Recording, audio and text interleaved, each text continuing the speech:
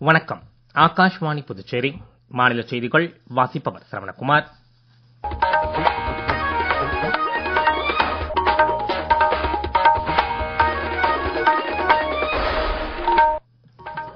தலைப்புச் செய்திகள்.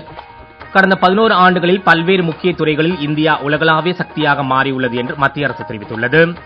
இளைஞர்களை மையமாக கொண்டு இந்தியாவின் விளையாட்டு உள்கட்டமைப்பு விரிவாக்கம் நாட்டை உலகளாவிய விளையாட்டு சக்தியாக மாற்றுவதற்கு ஊக்குவிக்கிறது என்று பிரதமர் திரு நரேந்திர மோடி கூறியுள்ளார். பிரதமர் திரு நரேந்திர மோடியின் தொலைநோக்கு பார்வையால் இந்தியா கடந்த 11 ஆண்டுகளில் பன்மடங்கு முன்னேறியுள்ளது என்று மத்திய தகவல் மற்றும் ஒலிபரப்புத்துறை இணையமைச்சர் டாக்டர் எல் முருகன் கூறியுள்ளார். வேளாண் வளர்ச்சிக்கான மத்திய அரசின் விக்ஷித் கிருஷி சங்கல்ப் அபியான் பிரச்சார இயக்கம் இன்று புதுச்சேரியில் செல்லிப்பட்டு கிராமத்தில் நடைபெற்றது. இனி விரிவான செய்திகள். கடந்த 11 ஆண்டுகளில் பல்வேறு முக்கிய துறைகளில் இந்தியா உலகளாவிய சக்தியாக மாறியுள்ளது என்று மத்திய அரசு தெரிவித்துள்ளது. இந்த காலகட்டத்தில் பாதுகாப்பு துறையில் தெளிவு, உறுதி மற்றும் நம்பிக்கை ஆகியவை மறுவரையறை செய்யப்பட்டுள்ளது. மேலும் இது குறித்த ஒரு செய்தி தொகுப்பு.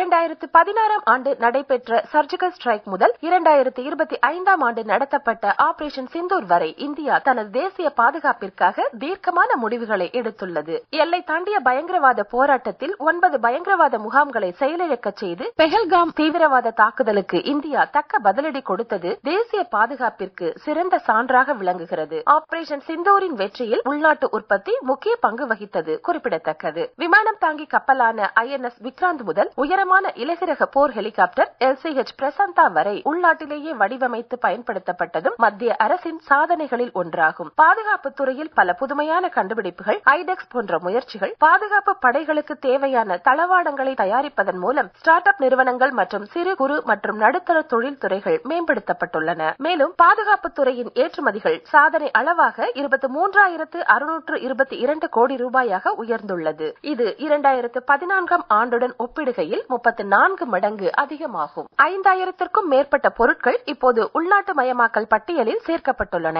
2025-26 நிதியாண்டில் ராணுவ தளவாடங்கள் கொள்முதலுக்கு பட்ஜெட்டில் ஒதுக்கப்பட்டுள்ள நிதியில் 75% உள்நாட்டு உற்பத்திக்காக அனுமதிக்கப்பட்டுள்ளது. இவற்றின் மூலம் பாதுகாப்பே பலம், தன்னம்பிக்கையே நமது கேடயம் என்ற மத்திய அரசின் முன்னெடுப்புடன் இந்தியா கடந்த 11 ஆண்டுகளில் பல்வேறு சாதனைகளை கண்டுள்ளது.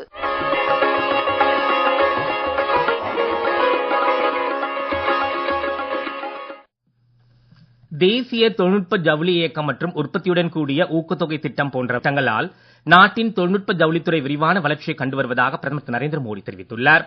மத்திய ஜவுளித்துறை அமைச்சர் திரு கிரிராஜ் சிங் சமூக ஊடகத்தில் பகிர்ந்து கொண்ட பதிவிற்கு பதிலளித்துள்ள பிரதமர் திரு நரேந்திர மோடி, இந்த முயற்சிகள் உள்நாட்டு உற்பத்தியை மேம்படுத்துவதோடு புதுமைகளை புகுத்தி ஏற்றுமதியை ஊக்குவிப்பதாக கூறியுள்ளார். இளைஞர்களை மையமாக கொண்டு இந்தியாவின் விளையாட்டு உள்கட்டமைப்பின் விரிவாக்கம் நாட்டை உலகளாவிய விளையாட்டு சக்தியாக மாற்றுவதற்கு ஊக்குவிக்கிறது என்று பிரதமர் திரு நரேந்திர மோடி கூறியுள்ளார். மத்திய இளைஞர் விவகாரங்கள் மற்றும் விளையாட்டுத்துறை அமைச்சர் திரு மன்சுக் மாண்வியாவின் கட்டுரையை பகிர்ந்து கொண்ட பிரதமர் கடந்த 11 ஆண்டுகளில் நாட்டின் விளையாட்டு உள்கட்டமைப்பின் வளர்ச்சி குறித்து எடுத்துரைத்தார். கடந்த 11 ஆண்டுகளில் பிரதமர் திரு நரேந்திர மோடியின் தலைமையில் இந்திய விளையாட்டுகள் உலக அரங்கில் புதிய உயரங்களை எட்டியுள்ளது என்று திரு மன்சுக் மாண்வியா தமது கட்டுரையில் குறிப்பிட்டுள்ளார். மேலும் விளையாட்டுத் துறையில் கேலோ இந்தியா, நீர் விளையாட்டுகள், தற்காப்பு கலை விளையாட்டுகள், சுதேசி விளையாட்டுகள், பழங்குடியின விளையாட்டுகள், வடகிழக்கு விளையாட்டுகள் உள்ளிட்ட புதிய பிரிவுகள் அறிமுகப்படுத்தப்பட்டுள்ளதாகவும் திரு மன்சுக் மாண்வியா கூறியுள்ளார்.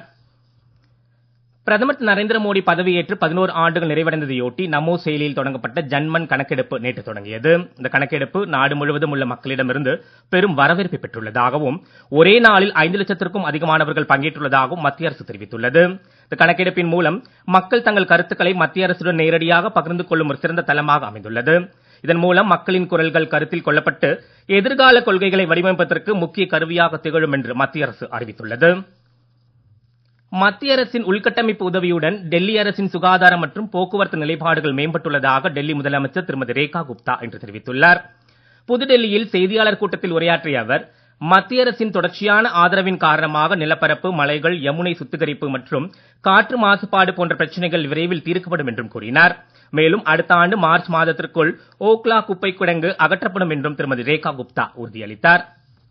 நீங்கள் கேட்டுக்கொண்டிருப்பது மாநில செய்திகள். நேயர்கள் ஆகாஷ்வாணி செய்திகளை உடனுக்குடன் தெரிந்து கொள்ள எமது புதுச்சேரி மண்டல செய்தி பிரிவின் சமூக ஊடகங்களான @adnews_புதுவை என்ற எக்ஸ் பக்கத்திலும், all India radio news Puducherry என்ற Facebook பக்கத்திலும், @RNU புதுச்சேரி என்ற யூடியூப் சேனலிலும் கேட்கலாம். செய்திகள் தொடர்கின்றன. பிரதமர் திரு நரேந்திர மோடியின் தொலைநோக்கு பார்வையால் இந்தியா கடந்த 11 ஆண்டுகளில் பன்மடங்கு முன்னேறியுள்ளது என்று மத்திய தகவல் மற்றும் ஒலிபரப்புத்துறை இணையமைச்சர் டாக்டர் எல் முருகன் கூறியுள்ளார். இன்று செய்தியாளரிடம் உரையாற்றிய அவர் 2014ஆம் ஆண்டில் 400 ஸ்டார்ட் அப் நிறுவனங்களாக இருந்த நிலையில் தற்போது 1,20,000 ஸ்டார்ட் அப்கள் உருவாகி சாதனை படைக்கப்பட்டுள்ளதாக கூறினார். மேலும் 400க்கும் மேற்பட்ட வந்தே பாரத் ரயில்களின் இயக்கம், மகளிர் சக்தி உள்ளிட்ட பல்வேறு திட்டங்களால் நாடு முன்னேற்ற பாதையை நோக்கி நகர்வதாக டாக்டர் எல் முருகன் தெரிவித்தார். மேலும் புதுச்சேரியின் வளர்ச்சி குறித்து அவர் பேசுகையில், இந்தியா முழுவதும் பல்வேறு திட்டங்களை நடைமுறைப்படுத்திக் கொண்டிருக்கும் பொழுது நம்மளுடைய பாண்டிச்சேரியை பொறுத்தளவுக்கு ஜல்ஜீவன் மிஷன் 100% சேச்சுரேட்டட் திட்டமாக அறிவிக்கப்பட்டிருக்கிறது. பிரதான் மந்திரி உஜ்வாலா யோஜனா இலவச கேஸ் இணைப்பு திட்டம் 100% அனைவருக்கும் கொடுக்கப்பட்டிருக்கிறது. ஆயுஷ்மான் பாரத் என்று சொல்லக்கூடிய பிரதமருடைய ஆயுஷ்மான் கார்டு அனைவருக்கும் கொடுக்கப்பட்டிருக்கிறது. பிரதமருடைய முத்ரா வங்கி திட்டம் 100% நிறைவேற்றப்பட்டிருக்கிறது. பிரதான் மந்திரி மாத்ரு வந்தனா யோஜனா என்று சொல்லக்கூடிய திட்டம் 100% கொடுக்கப்பட்டிருக்கிறது. இப்படி பாண்டிச்சேரியில பொறுத்தளவுக்கு நாம் நம் திட்டங்களை 100% நிறைவேற்றிருக்கிற அதே நேரத்தில் பெஸ்ட் பாண்டிச்சேரி திட்டத்தில் சேதாரப்பட்டுள்ள 750 ஏக்கர் நிலமானது தொழில்துறையினருக்கு ஒதுக்கீடு செய்கிற அளவுக்கு அந்த பணியானது மிகவும் வேகமாக நடைபெற்றுக் கொண்டிருக்கிறது. பாண்டிச்சேரியினுடைய மேம்பாட்டிற்கான திட்டத்தில் உலக வங்கியோட பிரான்ஸ் அரசாங்கம் சேர்ந்து கிட்டத்தட்ட 8000 கோடி ரூபாயில உள்கட்டமைப்பை பெருக்குவதற்கான திட்டத்தையும் நாம் நிறைவேற்றிக் கொண்டிருக்கிறோம். புதுச்சேரியில் இந்திய தொழில் கூட்டமைப்பு சார்பில் 2வது தென்னிந்திய கவுன்சில் கூட்டம் இன்று நடைபெற்றது. தனியார் உணவகத்தில் நடைபெற்ற இக்கூட்டத்தில் துணைநிலை ஆளுநர் திரு கைலாஷ்நாதன் பங்கேற்று புதுச்சேரி, தமிழ்நாடு, கேரளா, கர்நாடகா, ஆந்திரா மற்றும் தெலங்கானா மாநிலங்களைச் சேர்ந்த தொழில் முனைவோருடன் கலந்துரையாடினார். இக்கூட்டத்தில் உரையாற்றிய அவர், புதுச்சேரியில் தொழில் தொடங்க ஏதுவாக சூழ்நிலை மற்றும் உள்கட்டமைப்பு வசதிகள் மேம்படுத்தப்பட்டுள்ளதால் புதிய தொழில் தொடங்க வருமாறு தொழில் முனைவோருக்கு அவர் அழைப்பு விடுத்தார். புதிய தொழில் தொடங்குவதற்கு அனுமதி விரைவாக வழங்கப்படுவதாகவும் விமான சேவைகள் விரிவுபடுத்தப்பட்டுள்ளதாகவும் அவர் கூறினார். மேலும் புதிய தொழில் தொடங்குவதன் மூலம் இளைஞர்களுக்கு வேலைவாய்ப்பு அதிகரித்து நாட்டின் பொருளாதார வளர்ச்சிக்கு வழிவகுக்கும் என்றும் அவர் வலியுறுத்தினார். வேளாண் வளர்ச்சிக்கான மத்திய அரசின் விக்ஷித் கிருஷி சங்கல்ப் அபியான் பிரச்சார இயக்கம் இன்று புதுச்சேரியில் செல்லிப்பட்டு கிராமத்தில் நடைபெற்றது. இந்நிகழ்ச்சியில் 255 விவசாயிகள் பங்கேற்றனர். இது குறித்த ஒரு செய்தி தொகுப்பு. வேளாண்மை மற்றும் விவசாயிகள் நலத்திட்டத்தின் வேளாண் அதிகாரி திரு தமிழ்ச்செல்வன், காமராஜர் வேளாண் அறிவியல் நிலையத்தின் நிகழ்ச்சி ஒருங்கிணைப்பாளர் டாக்டர் பொம்மி, வேளாண் அதிகாரி திருமதி சுபா ஆனந்தி, விவசாயிகள் மற்றும் பொதுமக்கள் ஆகியோர் இந்நிகழ்ச்சியில் பங்கேற்றனர். மீன்வளத்துறையின் அதிகாரிகள் மீன் வளர்ப்பு நுட்பங்கள் குறித்து விளக்கி கூறினர். திணை, பழங்கள், காய்கறிகள், தானியங்கள், காளான் உணவு பதப்படுத்துதல் குறித்த மத்திய அரசின் திட்டங்கள் குறித்து டாக்டர் பொம்மி நிகழ்ச்சியில் விளக்கி கூறினார். மண் சுகாதார அட்டைகள் விவசாயிகளுக்கு வழங்கப்பட்டு அதன் முக்கியத்துவம் குறித்தும் எடுத்து கூறப்பட்டது. தமிழ்நாட்டில் காலியாக உள்ள 6 மாநிலங்களவை இடங்களுக்கான தேர்தல் வரும் 19ஆம் தேதி நடைபெற உள்ளது. திமுக மற்றும் அஇஅதிமுக சார்பில் 6 வேட்பாளர்களின் வேட்புமனுக்கள் ஏற்றுக்கொள்ளப்பட்டன.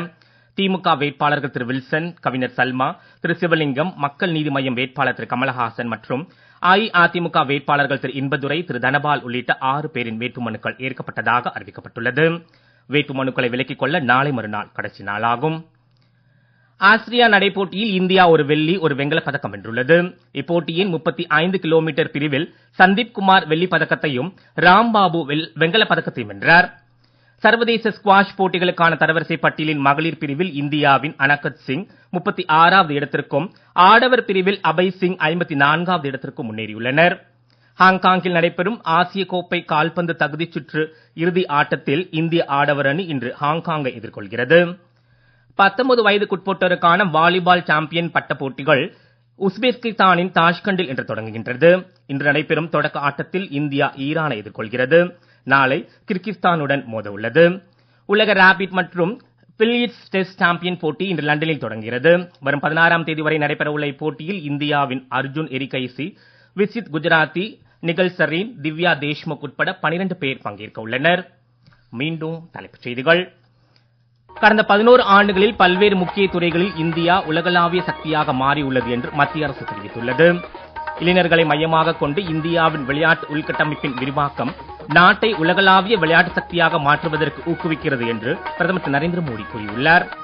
பிரதமர் திரு நரேந்திர மோடியின் தொலைநோக்கு பார்வையால் இந்தியா கடந்த 11 ஆண்டுகளில் பன்மடங்கு முன்னேறியுள்ளது என்று மத்திய தகவல் மற்றும் ஒலிபரப்புத்துறை இணையமைச்சர் டாக்டர் எல் முருகன் கூறியுள்ளார்.